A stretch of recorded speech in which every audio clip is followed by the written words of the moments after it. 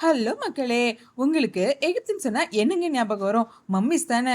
ஆனா எல்லா எகிப்தியரும் இறந்தா மம்மிஃபிகேஷன் செய்யப்படுறதில்லன்னு உங்களுக்கு தெரியுமா? ஆமாங்க. மம்மிஃபிகேஷன் விலையுயர்ந்த ஒண்ணாகும். அதே நேரம் அதிகமான நேரத்த செலவழிக்கக்கூடிய ஒரு வழிமுறையாகவும் இருந்திருக்கு.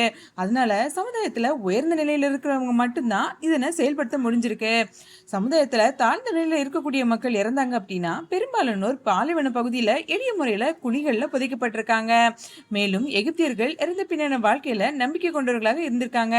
அதனால மனித உருவிலேயே இருந்தால்தான் அது சாத்தியம்னு நினைச்சிருக்காங்க. மம்மிஃபிகேஷன் பாதிரியாரால தான் மேற்கொள்ளப்பட்டிருக்கு. அவரு இறந்தவர்களோட கடவுளான அனுபிஸோட முகமூடிய அணிஞ்ச பின்னாடி தான் மம்மிஃபிகேஷனே பண்ணுவாராம். மேலும் பண்டைய எகிப்தியர்கள் இதையும் ஒரு நபரோட உணர்ச்சிகள் மற்றும் ஆளுமையின் ஆதாரமாக இருக்குன்னு நம்பியிருக்காங்க.